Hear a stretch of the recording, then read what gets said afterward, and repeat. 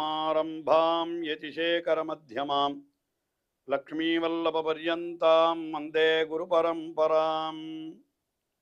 ஆழ்வார்கள் வாழி அருளிச் செயல் வாழி தாழ்வாதுமில் குறவர்தாம் வாழி ஏழ்வாறுமைய அவர்களுரைத்தவைகள்தாம் வாழி செய்யமறை தன்னுடனே சேர்ந்து அகலகில்லே நிறையுமென் அலர்மேல் மங்கை உரை மார்பா நிகரில் புகழாய் உலகம் உன்னுடையாய் என்னையாழ்வானே.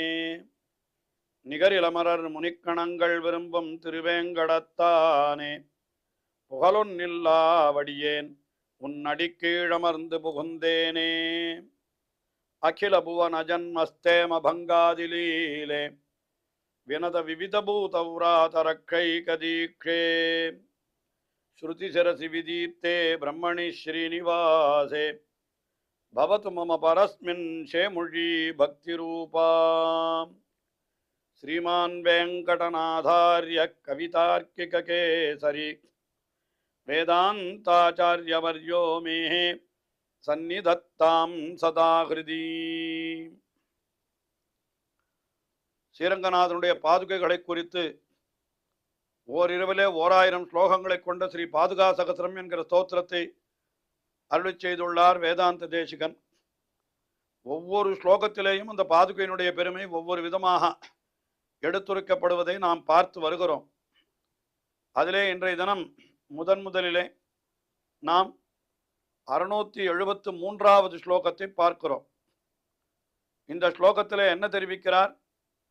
எம்பெருமானுடைய திருவடியிலே இருக்கக்கூடிய பாதுகை, அதிலே இழைத்திருக்கக்கூடிய பச்சை நிற கற்கள், அந்த கற்களினுடைய ஒளிகள் அது என்ன ஆகிறதுன்னு கேட்டா, வேதமாகிற பெண்களினுடைய தலையிலே மறிக்கொழுந்து சாத்தினா போலே இருக்கிறது என்று ஒரு உருவகத்தை மிக அற்புதமாக காட்டுகிறார்.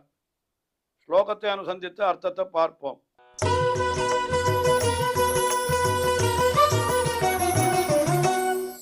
ஹரிதமணிமயூகைரஞ்சிதாத்யாத்மகந்தைः திசசி சரணரக்ஷே ஜாதகௌதூஹலாத்வம் தனுஜமதனலீலா தாரிகாணாமுதாராம் தமனகதள பங்கிம் தேவி மௌளௌ ஸ்ருதீனாம். ஹரிதமணிமயூகைஹி, ஹரிதமணிமயூகைஹி என்னால் அந்த பச்சை நிற கற்களினுடைய ஒளிகள், அந்த ஒளி சிதறல்கள் இருக்கிறதோ இல்லை, அதுதான் ஹரிதமணி மயூகம். அஞ்சிதாத்யாத்மகந்தைஹி சொல்லுகிறார். அதுலேருந்து என்ன ஆகிறது? அந்த நல்ல வாசனையோடு கூடியதாக, அதாவது வேதம் என்று சொன்னாலே அந்த வேதங்களை ஒரு பெண்ணாக உருவகப்படுத்துகிறார். வேதம் என்கிறதும் வேதத்திற்கு ஒரு அதிஷ்டான தேவதை என்று சொன்னால் அது ஒரு பெண்ணாக சொல்லலாம். இப்போ அந்த பெண் எப்படி இருக்கான்னு கேட்டாக்கா, ஜாத கௌதூகலாத்வம், ரொம்ப சந்தோஷமாக இருக்கிறாளாம்.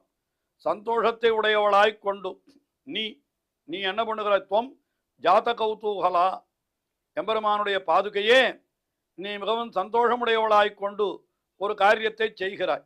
என்ன காரியத்தை செய்கிறான்னா, அஞ்சித அத்தியாத்ம கந்தைஹி. இந்த வேதம் என்கிறது எப்படி இருக்கிறதுனா, அஞ்சிதாத்யாத்ம கந்தைஹி, நன்றாக அது உபனிஷத்துக்களுடைய வாசனை உடையதாக இருக்கிறது. அதுக்கு மேலே ஹரிதமணி மயூகைஹி, பச்சை நிற கற்களினுடைய அந்த ஒளிகளாலே இருக்கிறது. அது என்ன பண்ணுகிறதுன்னு கேட்டால், தனுஜமதன லீலாதாரிகாணாம். தனுஜமதனன் என்னாலன்னா அசுரர்களை கொள்ளக்கூடியவனான எம்பெருமான் அந்த பெருமாள், அவருடைய லீலாதாரிகாணாம், விளையாடுவதற்கு மிகவும் போக்கியமான ஒரு, அதாவது ஒரு பெண் குழந்தைகள் போலே இருக்கிறது. எம்பெருமான் கையிலே வைத்து கொண்டு கொஞ்சி விளையாடுகின்ற பெண் குழந்தை போலே இருக்கிறதா. அதனால்தான் தனுஜமதன லீலா தாரிகாணாம் ஸ்ருதி நாம், வேதம், அந்த வேதங்களை இந்த இடத்துல இப்படி உருவகப்படுத்துகிறார். அதாவது ஸ்ருதி நாம் என்னால் வேதமாகிற பெண்கள். அந்த பெண்கள் எப்படிப்பட்டவர்கள் என்னால் லீலா தாரிகாணாம், விளையாடுவதற்கு உரிய குழந்தைகள் போல, குழந்தைகளை வைத்துக்கொண்டு விளையாடுவது உண்டல்லவா, கொஞ்சி விளையாடுறவள். அதுபோல யாருக்குன்னு கேட்டார், தனுஜமதனன், அந்த அசுரர்களை அழிப்பவனான எம்பெருமான் இந்த வேதங்களை நல்ல அழகான பெண் குழந்தைகளை வைத்துக் கொண்டு விளையாடுவது போல அப்படி கொஞ்சி விளையாடுகிறானாம். அப்படிப்பட்ட அந்த வேதங்களாகிற பெண்களுடைய மௌளவ் தலையிலே என்ன இருக்கிறதுன்னு கேட்டார். தமனகதள பங்கிம் திசசி.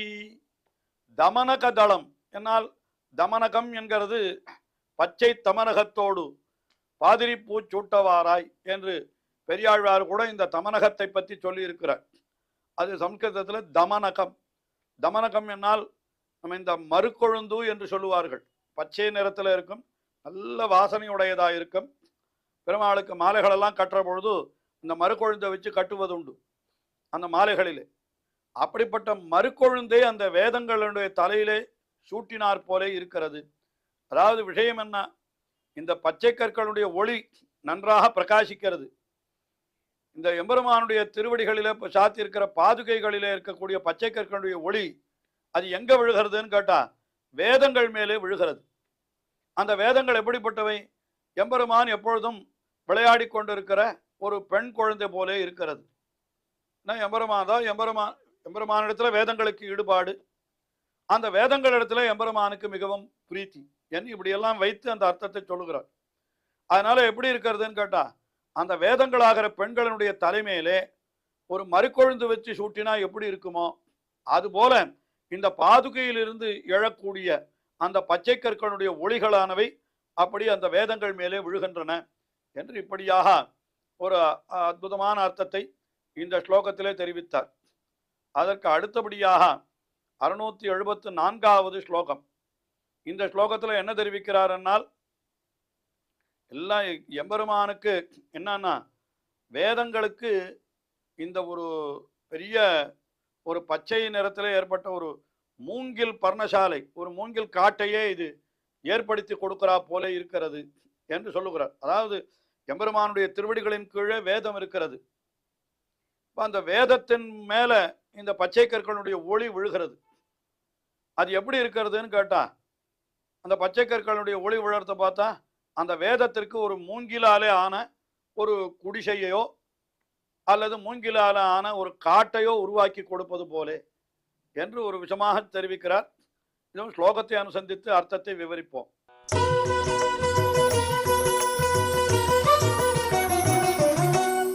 அதிகத பகுஷாகைஹி அஸ்மகர்ப்ப பிரசூதைஹி மதுரிபு பதரக்ஷே மேச்சகைரம்சுஜாலைஹி அனிதர சரணானாம் நூனமாரண்யகானாம் கிமபி ஜனயசித்வம் கீச்சகாரண்ய துர்கம்.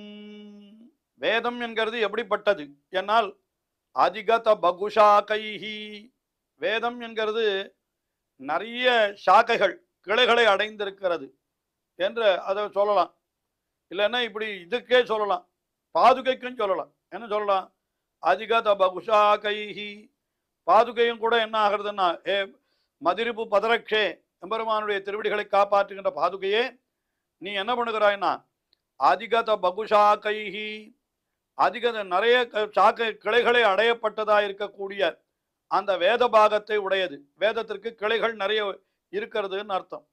அதுக்கு மேலே மேச்சகைஹி அஸ்மகர்ப்ப பிரசூதைஹி, இந்த கருப்பா இருக்கிற பச்சை கற்களாலே உண்டு பண்ணப்பட்ட இந்த அம்சு ஜாலைஹி, இந்த பச்சை கற்களுடைய கிரணங்கள் இருக்கிறதோ இல்லையோ, அதனால இந்த கிரணங்கள் எல்லாம் அந்த வேதத்திற்கு என்ன பண்ணுகிறதுன்னு கேட்டா அனிதர சரணானாம் ஆரண்யகானாம். அதாவது இந்த வேதங்களை எல்லாம் சில பகுதிகள், அந்த பகுதிகளுக்கு என்ன பேருன்னா ஆரண்யகம்னு ஒரு பேர். வேதத்தில் இருக்கக்கூடிய ஒரு பகுதிக்கே ஆரண்யகம் என்று பெயர். எதற்காக அது ஆரண்யகம்னு பேர் ஏற்பட்டதுன்னு கேட்டா அது மனுஷ சஞ்சாரமே இல்லாத இடத்துல தான் அந்த வேதத்தை ஓதணுமா, அந்த பகுதிகளை எல்லாம் சொல்லணுமா.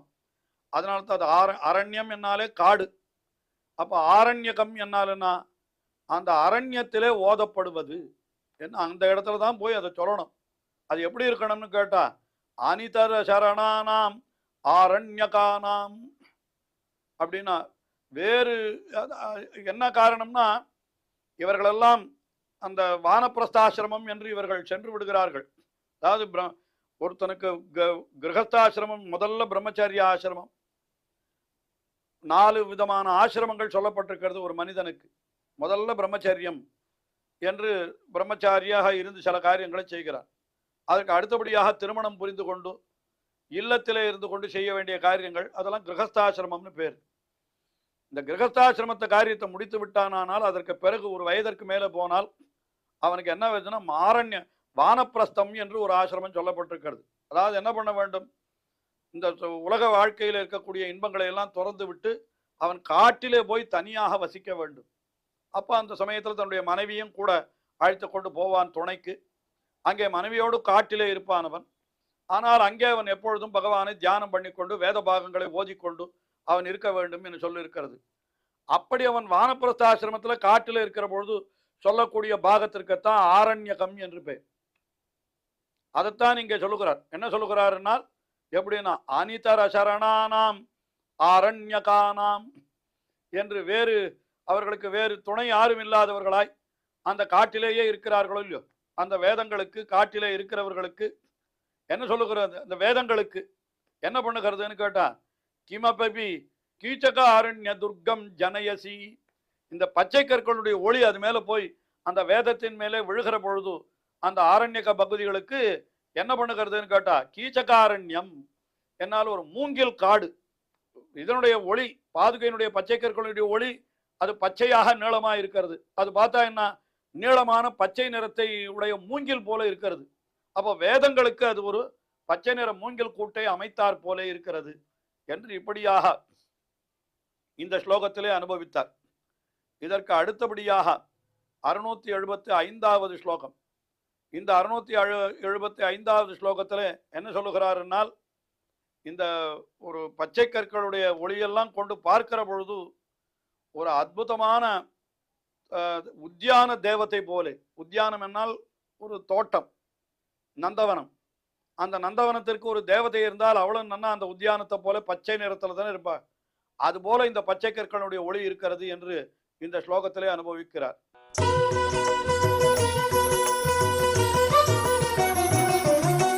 பிரச்சுர நிகமசாகாம் பாதுகே ரங்கிணஸ்துவாம் சரணநகமயூகைஹி சாரு புஷ்பானுபந்தாம் மரகத தளரம்யாம் மன்மஹே சஞ்சரந்தீம் கனகசரி தனூபே காஞ்சித் உத்யானலக்ஷ்மீம். அதாவது காஞ்சித் கனகசரி தனூபே, கனகசரித் என்று எதற்கு பெயர், பொன்னி நதி, அந்த காவேரி நதிக்கு கனகசரித் என்று பெயர்.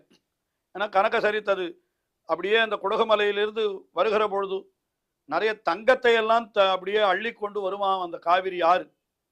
அதனால அந்த காவேரி ஆறுக்கு கனகசரித் என்று பெயர். அது தமிழ்ல பொன்னி ஆறு என்று சொல்லுகிறோம்.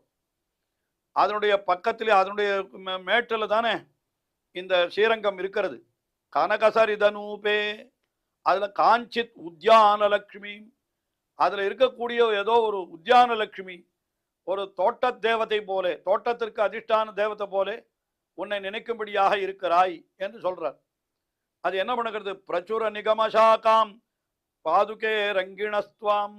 அது என்ன பண்ணுகிறதுன்னா நன்றா வேத பாகத்தை, அதாவது தோட்டம் என்னால் அதுல செடிகள் இருக்கணும், அந்த செடிகளுக்கு கிளைகள் இருக்கணும் அப்படின்னு சொன்னா நிகமசாகாம் என்று சொல்றார். நிகமசாகாம் அதாவது வேத பாகத்தை, வேதத்தில் இருக்கக்கூடிய கிளைகள், வேதமெல்லாம் பல பல கிளைகளை உடையதாய் இருக்கிறது.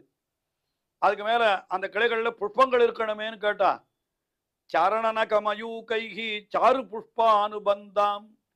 எம்பெருமானுடைய திருவடிகளிலே இருக்கக்கூடிய இந்த நகங்கள் எல்லாம் வெள்ள வெளையர்னு புஷ்பம் போல தெரிகிறது, மல்லி புஷ்பம் போல தெரிகிறதாம்.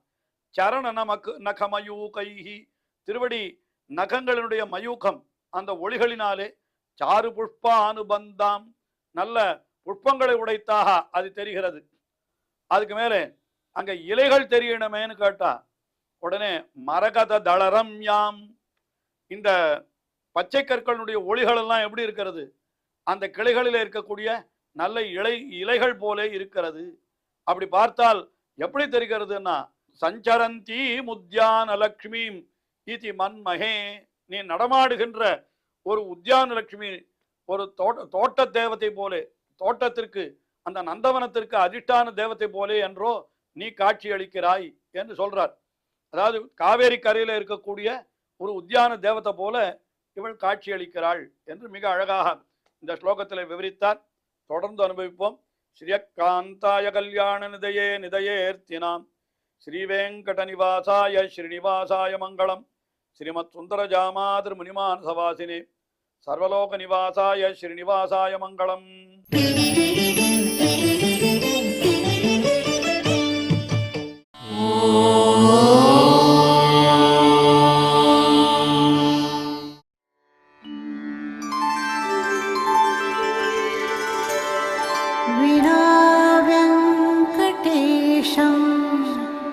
ननाथो ननाथः सदा वेङ्कटेशं स्मरामि स्मरामि. हरे वेङ्कटेश प्रसीद प्रसीद.